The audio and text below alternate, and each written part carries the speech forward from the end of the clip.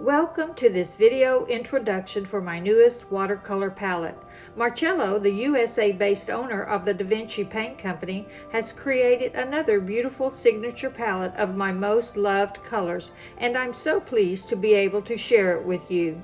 This new palette is large enough to hold my entire collection of 18 glowing colors, including my two newly curated mother colors. I am sincerely honored at the privilege of working with this fine company.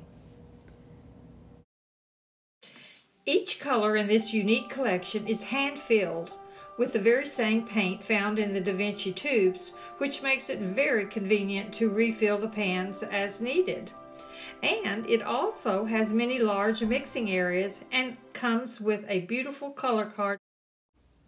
If you have already watched some of my video demonstrations, then you know how partial I am to using my Da Vinci paints just as they are, beautiful, straight from the tube without mixing on my palette first. I want to introduce you to all 18 signature colors. We're going to start here with Mother Green, and Mother Green is a blend that I created from which all of my warm and cool greens originate from. First, I'm going to mix up a small amount of Mother Green, and I'm going to add some water to it. It's very important that you load your brush fully. I'm going to fill in this first square, and it's a beautiful green. You can mix so many warm colors with that and cool colors with that to get all of the different combinations of greens that I use in my paintings. Now I'm going to add a little more pigment to this to make it very thick, and that will darken it. And I'm going to lay that into that wet passage just to show you how you can get another value with this paint. Don't overstroke these paints. Just lay that color in and then let it move on its own. Next, we're going to look at Mother Violet. It's the recipe I created as a base for all of my warm and cool grays. Going to mix up a little bit here in the same way. I'm going to make sure my brush is fully loaded. And then I use the side of my brush often. I want to get these passages filled with as few strokes as possible. This is a very brilliant color. Now I'm going to add a little more pigment, and we'll get something a little bit darker up here. This is how you get value in your paintings. This Mother Violet can be subdued in so many ways by simply putting a complement with it. Now we're going to get alizarin crimson. Fully loaded brush, even for a small area. Don't overstroke, just lay it down and leave it alone. Now we're going to thicken up the pigment a little bit and get some value.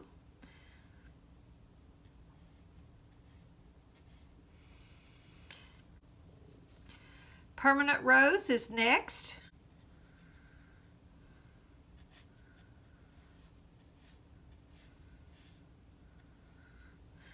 Put a little more pigment with that.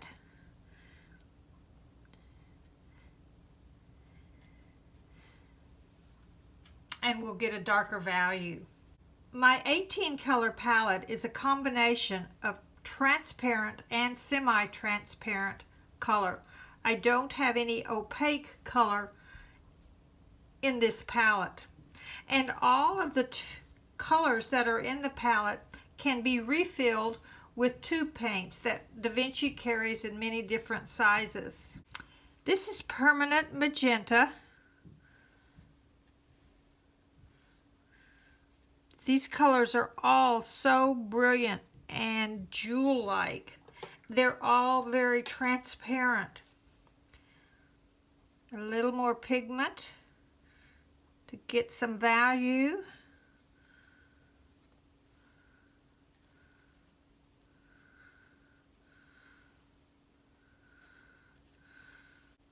And here we have vermilion,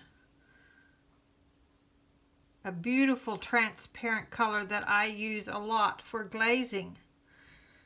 Glazing sunshine into my paintings.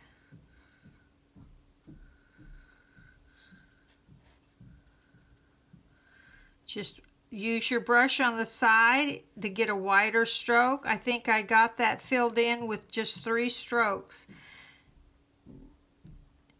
And a little more pigment, and we'll put some value in there.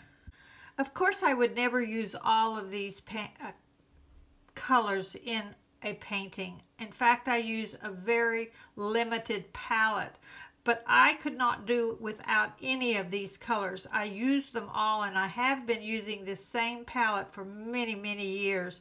We're going to start on this row now with Benzimida Orange. Benzimida Orange is also a great glazing color, and I use it to impart sunshine into my paintings. It's much lighter than vermilion, and there's not a way that you can really darken up this value and make it any darker. You would have to come back with a darker pigment, let's say like burnt sienna, to darken that up.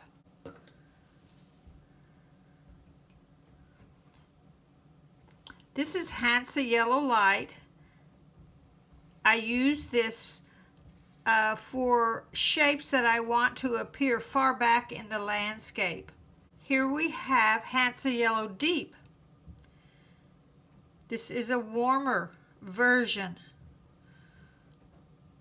of my yellow. And the value is a little deeper.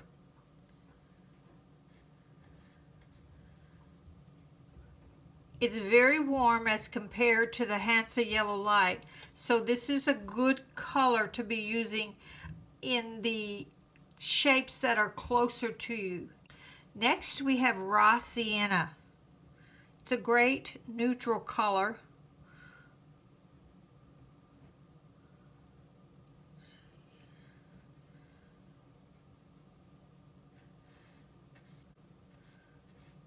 There you go. So you can see the difference when you add more pigment. Quin Gold, one of my very favorite colors. I use it in almost every landscape painting that I do.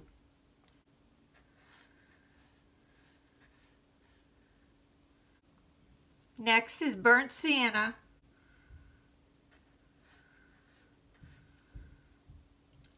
This Burnt Sienna is a little easier to get a darker value with because it's inherently darker as it comes from the tube.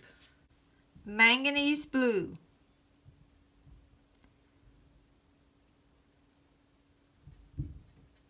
A very granulating blue. Cobalt Blue is next. Cobalt Blue is a warmer blue as opposed to Manganese Blue.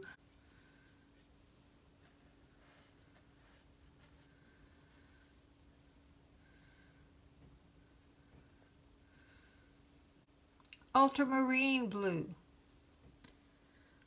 Since all of these paints are either transparent or semi-transparent, they all make wonderful glazes.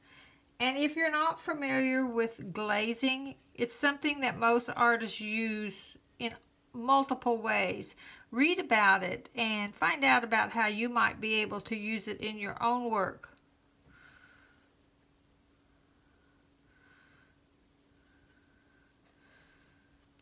I'm going to mix a bit of pigment here that's very thick, and we'll see if we can get a little darker value here. Sap Green.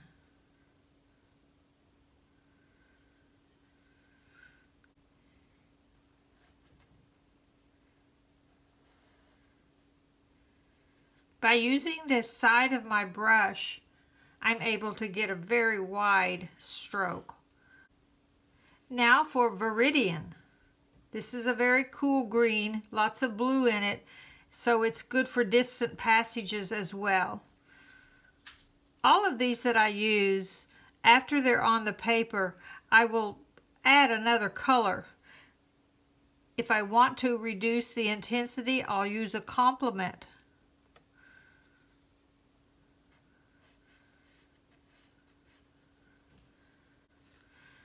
And now my darkest dark color is Prussian blue. I use this as a base for creating my blacks. And when you watch my videos, you'll always see me mixing blacks using this as a base. And I will either create a warm black or a cool black, whatever the shape calls for in its position in the landscape. It's very insistent, very intense, and you have to be careful about getting it next to other colors that it might bleed into. It's a very staining pigment, but brilliant and beautiful.